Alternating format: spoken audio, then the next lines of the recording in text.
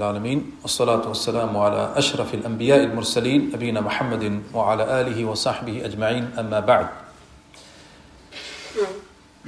There is a sense of panic and worry spreading throughout the whole world regarding this calamity of the coronavirus.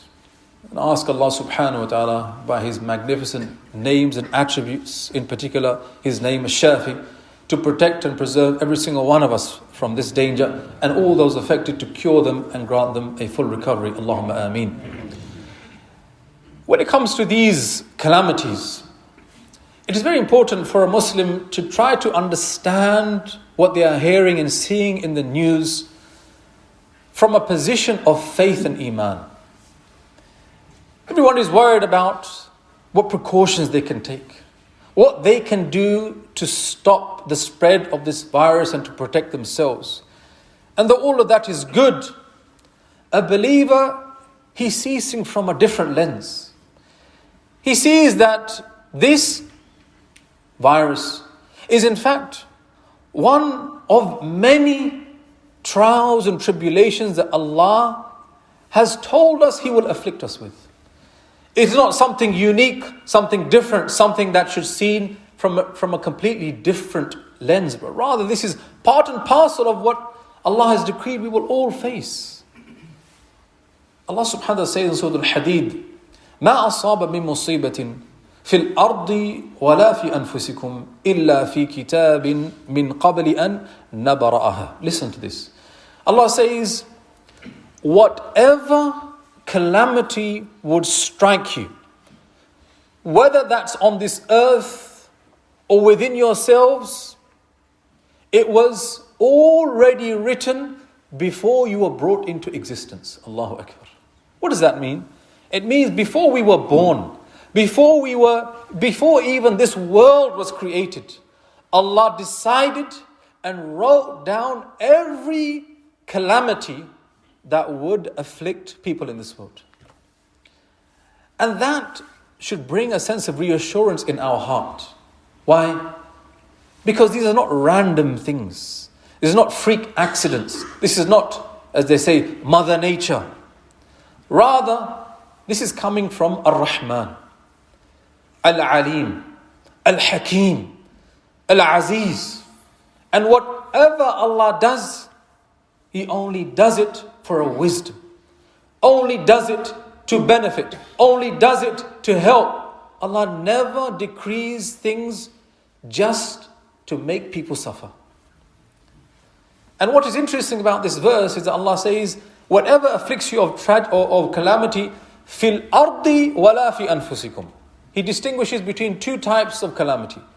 The second, calamities that strike yourself, like disease, like financial problems, like sicknesses. These are individual types of calamities.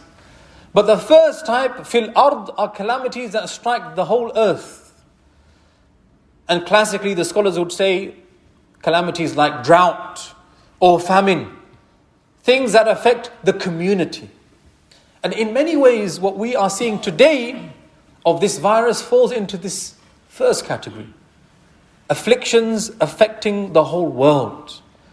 As if Allah is telling us that whatever you see in this world, whether it's tragedy afflicting you on a personal level or things that make you worry about what is happening in the world, always perceive them as coming from who? Allah subhanahu wa ta'ala. As being part of His plan. And this is very important. Allah also says, لَن يُصِيبَنَا إِلَّا مَا كَتَبَ اللَّهُ لَنَا. In Surah At-Tawbah, Allah says, you will never be afflicted except with what Allah has written. And then what does Allah say? Huwa Mawlana. And He, Allah, is our Mawla. A Mawla is a protective friend. Allah is saying, when you see calamity, recognize where it's coming from and who I am. I'm your friend. I am your Mawla. And also, the effect of knowing this to stop this sense of panic. It's okay to be scared. Even Musa alayhi salam, When he was told, go to Pharaoh and fight him, what did he say? He said, Ya Rab, I'm scared. Give me my brother to be my backup. When Musa alayhi salam, he saw the magicians throw their sticks and ropes, Allah said, فَأَوْجَسَ فِي نَفْسِهِ خِيفَةً مُوسَى, that a sense of panic arose in the heart of Musa alayhi salam. So there's nothing wrong with being scared. The problem comes when you panic and you start behaving in a way that is not becoming of a Muslim. Look at what is happening in the supermarkets. Panic buying. Is this acceptable? How selfish is this? That you would go to a supermarket and even if you don't need it, you will buy everything on the shelf. And you don't care if anybody else gets something or not. Is that part of being a Muslim? That you would be so selfish that you would buy all the soap, you would buy all the toilet paper. And to be honest, I still don't understand why people need toilet paper this much.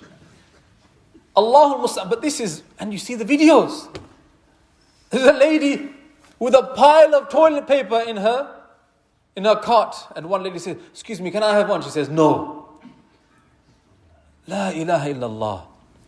This shows us how tests and trials, they can bring out the worst in you. Yes. You start to be nafsi, nafsi. And I thought to myself, subhanallah, it is like Yawm al-Qiyamah. It is like Yawm al-Qiyamah. On the day of judgment, people will say, to hell with you, I'm going to look after myself. And today, what are people doing? The same thing, to hell with you. But this is wrong. This is wrong, my brothers. Haven't you heard the hadith of the Prophet ﷺ? وَاللَّهُ فِي عَوْنِ الْعَبْدِ مَا كَانَ الْعَبْدُ فِي عَوْنِ أَخِيهِ. He said, Allah will come to the support of the slave so long as the slave comes in support of his brother. That is what he said. Tell me, there is so much confusion right now. I speak to medical professionals and to be honest, they still have many questions unanswered. They do not know how this virus spreads. They don't know. Is it through the droplets of air? Is it fecal oral route? Is it because of touching? They don't know.